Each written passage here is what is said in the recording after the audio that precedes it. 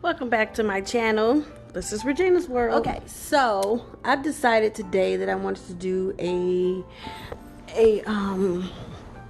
story time because my weekend plans got interrupted because today's Father's Day and the family was supposed to go to the lake today, and but my son ended up getting, I guess you can say, sick. He's not physically sick. Something happened to him. He had developed something called board neck. If you never know what that is, it's like a situation where he cannot move his neck out of a position. He got stuck in a position he couldn't move it. So he ended up in the hospital, and I'll put his picture like right there, so you guys can see he was in the hospital. So he's recovering now. He's fine, but he still can't really move his neck. So he got to take it really slow, and probably maybe by next week he'll be back fine. But we got to push our lake excursion to sometime in July. So the family's gone right now out for lunch. So with his father, so it's my baby father, his father, and my two boys out for Father's Day. With that being said, weekend plans got changed, I decided to just do a story time, and so I can give you guys something on the weekends, like I said I was going to do. I was going to upload weekly. So my story time today is going to be about raising a disabled child. What it's like to raise a disabled child. So I'm going back to when I was pregnant. I got pregnant, I think I was 18. I had my son when I was 19.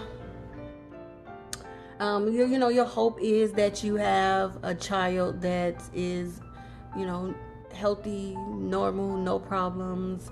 But, you know, sometimes you get a child that has disabilities. And I was one of them who happened to have a child born with disability. And what was told to me when I was young, when I had him, was he had a bleed because the physician used forceps to pull him out. Because I had a C-section, he used forceps to get him out. His brain, forceps crushed, made a bleed in his brain, which caused him have a bleeding. I think it was the right side of his brain, which affected the left side of his. No, it was a bleed on the left side, affected the right side of his body, and he was born with. I didn't find out until months later how severe the cerebral palsy actually was going to be. So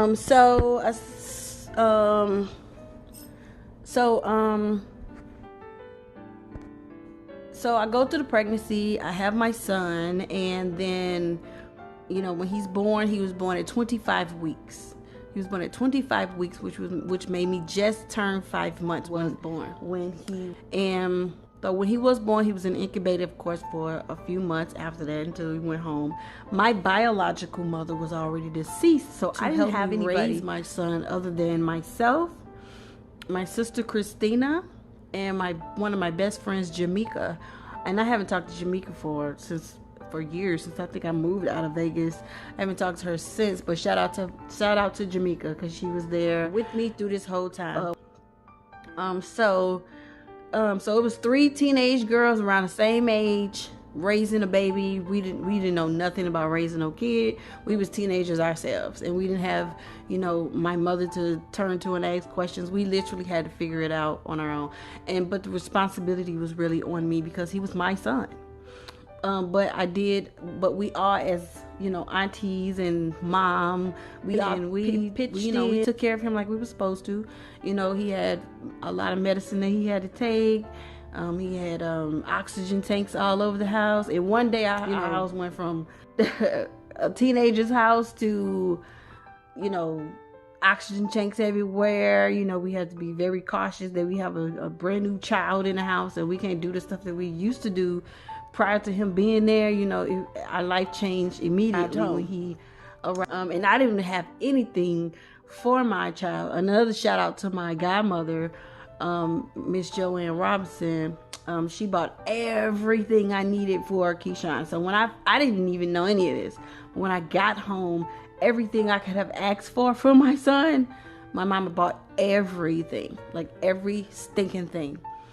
Like, so I was terrified of being a mother because I didn't know how to. But when you're in a situation, you figure it out. So we figured it out. I got my routine of how to take care of him. You know, when I had to leave the house, I had to pack him up I had a diaper bag, I had an oxygen tank, I had a heart monitor strapped to me, I had him in the car seat. You know, I had so much stuff, but it was my normal, so it didn't bother me. But when I was in the car with somebody else, it wasn't their normal, but it didn't bother me because it was my normal. I live with this every day with him. So as we got older, you know, he had to start getting his milestones was supposed to start, you know, kicking in, walking, talking, etc. But he didn't do any of that for years, you know, so he had to get speech therapy, occupational therapy, physical therapy, and all that stuff helped him as he grew older. It helped him his functions. But he went through his process of braces on his legs. He had a whole walker that he used to walk with. So I didn't know how severe his disability was going to be until he got older. And his disability turned out as he got older, almost an adult. He's 16 now. He'll be 17. He'll be a junior in the fall. But his disability isn't really physical. Even though it was physical back then, it's not physical now. Because if you see my son, physically you'll be like, oh, ain't nothing wrong with him. But when you put him in a group where there's other 16-year-olds, you'll see the disability is, you know, his disability is here, not physical. Even though he can't really use his right arm like I would use my right arm. You can see his disability doing this thing. He can still write, read, wash dishes, take his own bath, ride a bike, ride a scooter. You know, he can still physically do everything. Even though he has limitations, it's not stopping him from doing anything, you know. But his disability, he has a learning disability. So as he got older, it's a learning thing. So as I watch him get older in high school, his problem is like social, number one. Like he don't know how to be social with other children, even though these children is children he's go to school with. I used to ask him throughout the school year, do you talk to anybody in your classes? No. Do you have any friends? I've never met friends. I only met one friend, and this friend stays in this apartment here, and he comes and they actually hang out together. He say he has other friends at school, but I don't know if that's factual or fiction. I don't know. But it saddens me with that because he's a 16-year-old boy who doesn't do 16-year-old things. And because he don't, you know, I push him throughout the school year. Hey, go to football. You don't have to have the same curfew as Trey. You know, you can hang out with your friends. You can go skating. You can go to the park. You can do these things with your peers. You know, and he hears me, but he doesn't, and it saddens me that he doesn't. You know. I talked to him recently about going to prom this year. If they have a junior prom, about going to prom. And I'm like, it's a big dance that you go to and celebrate, you know, with your friends. You take a date, you know, you get dressed up in a tuxedo, get your hair cut. Do you want to participate in prom? I don't want you to miss because of your fear of being social or whatever. He don't sound like he's excited about prom. You know, he just goes to school because he's told that he got to go to school, and then he comes back home. Like I've told him to get involved in his school, get programs there. If you get into some teams or, you know, sport or some kind of whatever, you are forced to deal with these people and you're forced to communicate with these people, and that's how you make friends if you engage yourself with other surroundings. And he just refused to. He just don't want to. And I'm clueless of how to get him to open up to other people, for people to see amazing he actually is as a person. And nobody's going to know that if you're so closed off and you don't want anybody to get close to you at all. You're going to be how lonely, what kind of a lonely life is that going to live when you grow up if you don't let anybody else in? Number one. Number two, his fear. I don't know what this fear is, but this fear, he has a low self-esteem and constant doubt, and I think that may be a part of his disability, because I believe he been getting teased for a long time because of his disability from peers at school. You know, kids are cruel, and I think that's his problem with his that's where his fear comes in of letting anybody close, because he may feel like they're gonna pick on him or talk about him or whatever. But it's a very, very lonely life to live, you know what I mean? To isolate yourself so much that have anybody outside of your family, because mom and dad may not be here forever. When mom and dad is gone, will you be able to survive and take care of yourself like I want you to, you know? And people say I'm hard on Keyshawn. I don't feel that I'm hard on Keyshawn. I'm harder on him now because of he's almost at the age of adulthood. In 2 years he will be technically adult. He will be out of high school. You ask him today, do you want to go to college?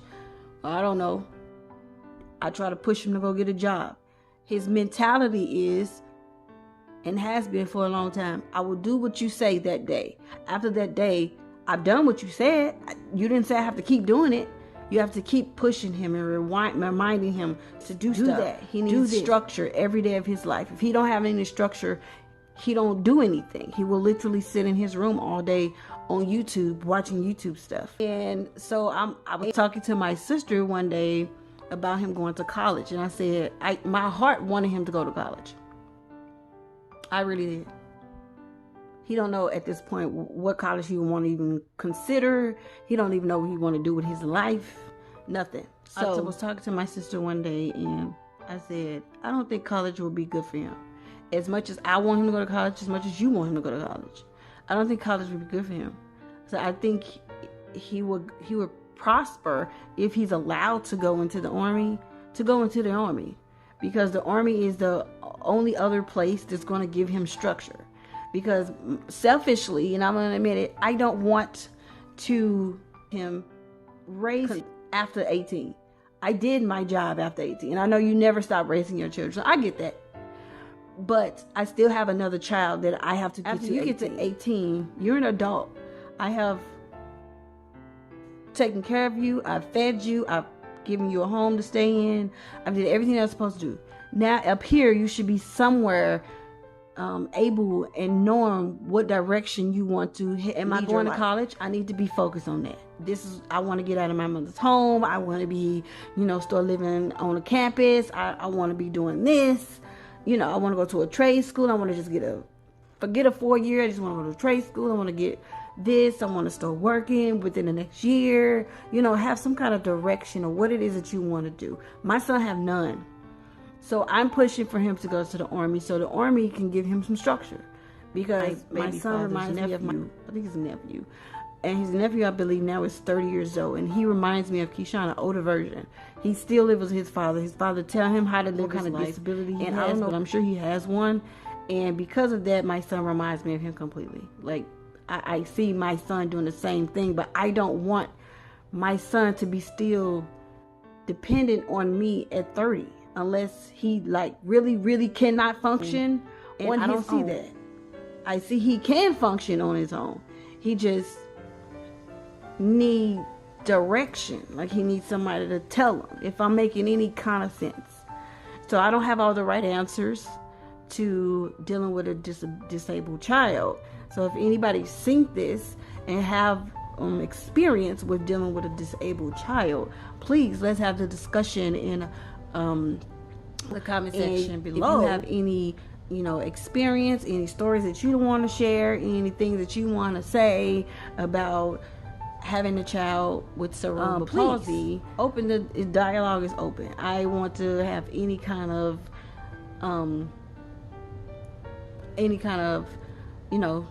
suggestions. That's the word, suggestions from anybody and everybody who see this video and disagree or agree or give me some kind of help here, because I don't have all the answers. All of my decisions isn't going to be the best ones, but I do want my son to be able to function on his own as an adult. And so that's where we are today. And he's a lovely young man.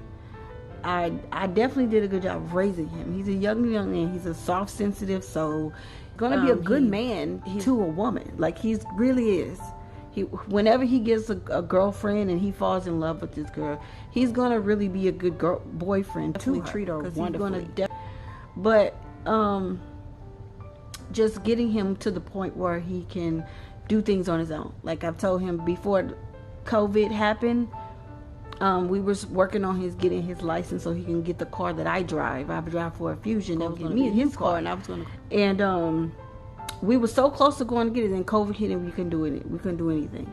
So now we were going back to the school year. When the school year opens, he should be ready to go and take his test again, because I have him driving almost every day now, and studying, like, because 2 months to be here and just like that. Like, you should know this stuff. You've been reading this stuff. You should know this stuff.